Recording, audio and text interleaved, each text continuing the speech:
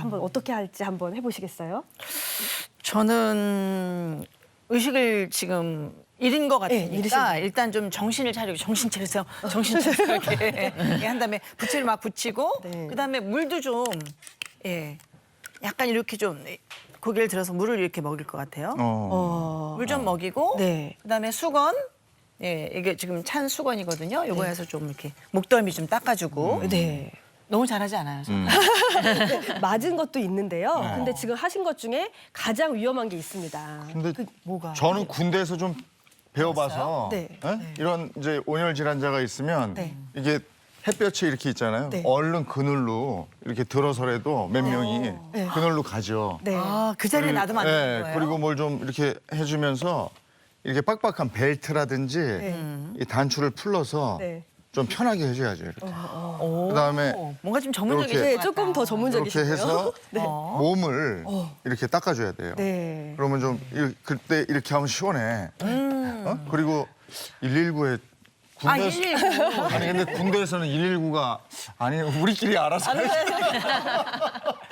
아니, 어떻게- 일단 물부터 먹인 네, 근데 잘한 거 이제- 아니에요? 물은 근데 의식이 없어서 네, 맞아요. 그게 지금 가장 큰 문제인데요. 네. 그게 뭐냐면 의식이 없는 경우라고 한다면은요. 사실 물을 먹이는 건 굉장히 위험합니다. 왜냐하면 기도로 들어가는 게 아니라 식도로 들어갈 수가 있기 때문인데요. 식도로 들어가는 게 아니라 기도로 들어갈 수가 있기 때문인데요. 그러면 당연히 이제 기도가 막히거나 아니면은 폐렴이라든지 아니면 폐질환이 생길 수가 있기 때문에 우리가 환자가 의식이 있는지 없는지 먼저 확인을 하신 후에 이제 명료하게 먹을 수 있을 때 그때 이제 요거를 물을 주셔야 됩니다. 아, 물은 의식이 없을 때는 주면 절대 안 네, 된다. 절대 안 됩니다. 의식이 조금 살아났을 때 그때 약간 물을 좀 먹이는 게 좋다. 네, 그게 중요하고요. 제가 그럼 이제 한번 시연을 한번 네, 해볼게요. 네. 그래서 먼저 이제 이렇게 옷을 이렇게 네. 입고 있었을 때, 단추가 잠겨져 있다 치면 네, 먼저 이제 환자가 이렇게 있으면요, 먼저 첫 번째 말씀하셨던 것처럼 시원한 데로 먼저 옮겨야 됩니다, 네. 환자를. 1번 시원한 곳으로 옮긴다. 옮기고 그리고 나서 이제 119에 신고를 해야 아, 됩니다. 119에 제가 할 수 있으면 하는 거고 그게 아니라고 한다면 다니는 사람들한테 119 신고해 주세요 이렇게 하면 되는데요. 사람이 많을 때는 어떤 분을 지정해서 해야 됩니다. 안 그러면은 누가 했겠지 하고서 그냥 두거든요. 저기 배지색 아저씨, 재은이 아저씨, 딱 신고해 주세요 해서 신고를 119 신고해 주세요 이렇게. 네, 신고를 하고요. 그런 다음에 당연히 이제 이렇게 더운 데 있으니까 이걸 풀어줍니다. 네. 풀어주고 당연히 옷을 벗길 수 있을 만큼 최대한 이제 벗겨주고 그다음에 미지근한 물이나 이런 걸 뿌려주거나 아니면 이렇게 젖은 수건이나 이런 걸로 이제 젖은 수건으로 닦아줍니다.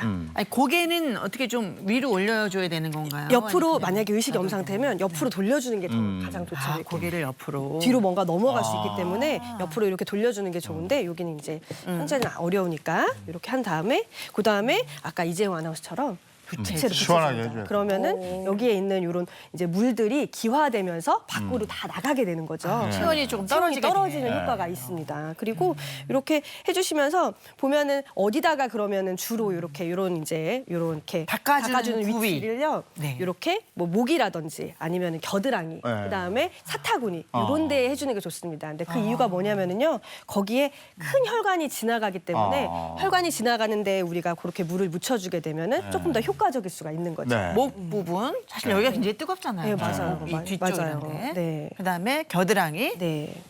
근데 우리가 열나면 여기다가 수건 올리는데 그렇죠. 이마에. 이마도 어때요? 닦아주시면 좋은데요. 근데 뭐 가장 중요한 건 혈관이 큰 혈관에 여기 목에다가 닦아주게 되면 여기 있는 이제 혈관에 있는 피가 머리로 올라가기 때문에 사실 큰 통로에다가 해주시는 게 더 좋습니다. 사타구니? 네, 사타구니도 다리로 내려가는 큰 혈관이 있기 때문이죠.